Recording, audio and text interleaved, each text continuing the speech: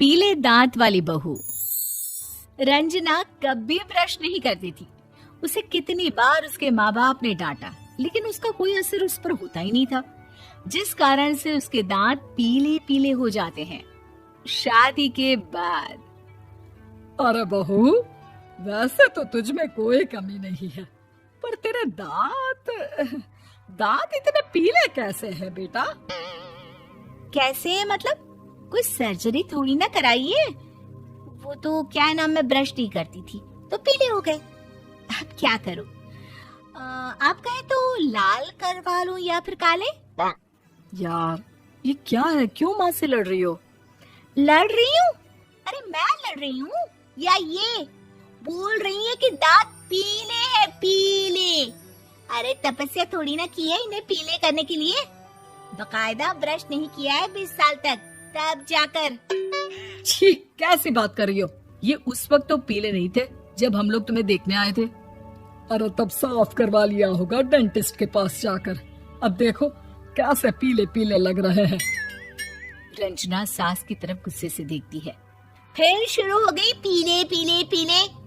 अरे पीले तो तब भी थे जब मेरे हाथ का रसगुल्ला उड़ा उड़ा कर खा रही थी और बोल रही थी, लड़की नहीं गुणों का खजाना दे रहे भाई साहब आप। खैर, अब वो लोग करते भी तो क्या करते, पीले दांत वाली बहू पल्ले पड़ी थी तो झेलना तो था ही। एक दिन कीर्तन में रंजना गाना गा रही थी। अरे कमला बहन, माँ का द्वार है, यहाँ तो सब शुद्ध होकर आते हैं, फिर अपनी बहू को ब्रश भी नहीं करवाती तुम। दूर से पीले पीले दांत भक्ति में बाधा उत्पन्न कर रहे हैं।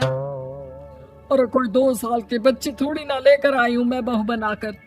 अच्छी खासी लड़की है, अरे कैसे करवाऊं ब्रश? ये तो उसे खुद करना चाहिए ना। अब माँ बाप तो इसके जैसे तैसे निपटा दिए, ये नहीं सोचा कि सास कैसे संभालेगी। सास बहू को लेकर घर आ जाती है, लेकिन सोच लेती है कि अब इसे लेकर कहीं नहीं जाएगी। अगले रोज बहू कहती है, अरे क्या हो गया, मंदिर नहीं जाना क्या? कीर्तन का वक्त हो रहा है। मेरी मधुर वाणी से कान्हा जी जागते हैं और सोते हैं। आप तो जानती है ना उनकी भक्ति में कितना मन लगता है मेरा।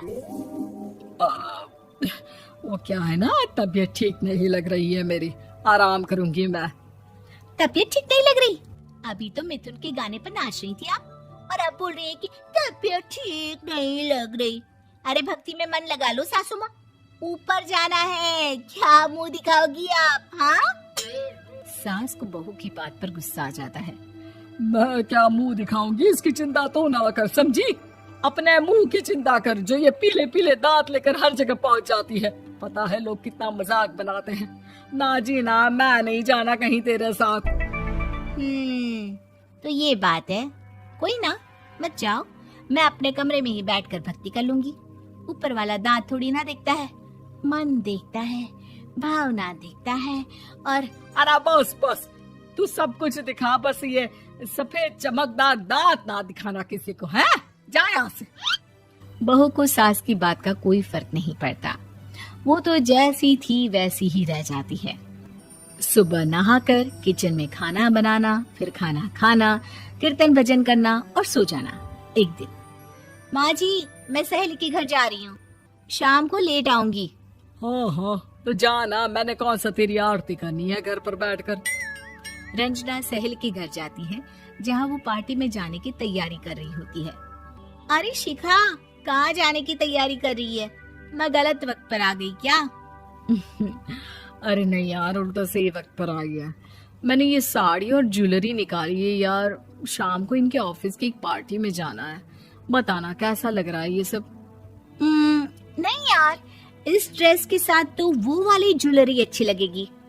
हाँ हाँ सही बोल रही है, मैंने ध्यान ही नहीं दिया। वैसे तो हमेशा से मस्त फैशन सेंस रखती है।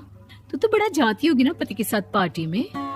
रंजना कुछ नहीं बोलती, बस सोचती है कि यार काश ये बात सही हो जाती, पर मैं क्यों नहीं जाती पार्टी में?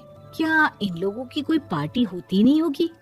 रंजना घर आती है और रात में पति से सवाल करती है, एक बात बताइए, आप मुझे किसी पार्टी में क्यों नहीं ले जाते? क्या आपके यहाँ ऑफिस में पार्टी नहीं होती? पति बेचारा क्या कहता कि दांत पीले हैं तुम्हारे इसलिए। अरे कोई पार्टी होती नहीं हम लोगों के ऑफिस में, तो कहाँ से लेकर जाऊं? और मार्केट, मॉल, कहीं वीकेंड घूमना, कहीं तो। अरे यार सारे हफ्ते में एक छुट्टी मिलती है, तो सोचता हूँ कि आराम ही कर लूं। क्यों? रंजना मन मार के रह जाती है। पहले कभी सास के साथ मंदिर जाया करती थी, लेकिन वो भी सास ने ले जाना बंद कर दिया। घर बैठी बैठी रंजना बोर हो जाती है। तभी उसे आइडिया आता है और वो मायके जाने का सोचती है। सासू माँ, 2 दिनों के लिए मम्मी के घर जा रही हूँ। अच्छा अच्छा ठीक है, आराम से जा। और हाँ, माँ से कुछ अच्छी आदत सीख कर आना कि कैसे शरीर के हर भाग की तरह दांतों की सफाई भी जरूरी होती है, समझी? शुरू हो गई ना आप। वो लोग आपकी तरह नहीं है कि छोटी छोटी बात का बतंगड़ बना दे। उन लोगों के लिए मैं मायने रखती हूँ, ना कि मेरे पीले पीले दांत। रंजना माँ को बिना बताए उन लोगों को सरप्राइज देती है, लेकिन जैसे ही वो दरवाजे पर पहुंचती है, अंदर देखती है कि घर वाले कहीं जा रहे होते हैं। अब माँ, काश रंजना दीदी के दांतों वाली प्रॉब्लम नहीं होती, तो वो भी हम लोगों के साथ चलती ना बुआ जी की बेटी की शादी में। हाँ बेटा, लेकिन अब उसे कौन समझाए कि उसको उसके पीले दांत नहीं दिखते, लेकिन उसके आसपास के लोगों को कितना एम्बैरेसिंग फील कराते हैं। मुझे तो कितनी बार उसके स्कूल की टीचर ने शिकायत की कि उसके साथ कोई लड़की बैठना भी नहीं चाहती, और ना ही कॉलेज में कोई उससे बात करना चाहता था। लेकिन पता नहीं क्यों उसे ये बात समझ में ही नहीं आती। कोई कमी नहीं है उस लड़की में, बस यही कि दांत पीले हैं। वो तो भला हो जीजा जी और उनकी माँ का, जो दीदी को जैसी है वैसे ही रखा हुआ है। रंजना को अपने घर वालों की बात सुनकर बहुत दुख होता है। वो सोचती है कि वो क्या करे, लेकिन फिर वो सीधा डेंटिस्ट के पास जाती है, अपने दांत चमकाती है और कसम खाती है कि वो रोज ब्रश करेगी। अरे क्या हो गया? तुम तो 2 दिनों के लिए गई थी ना। पर कोई ना, अच्छा है, चलो आ गई तो। रंजना सास के सामने आकर खड़ी हो जाती है और पूरी स्माइल करती है, उसके चमकदार दांतों को दिखाती हुई। हैं? चले मंदिर? माँ, मुझे माफ कर दीजिए, मैंने आप लोगों को बहुत एम्बैरेसिंग फील करवाया। मैं आज से रोज ब्रश करूंगी।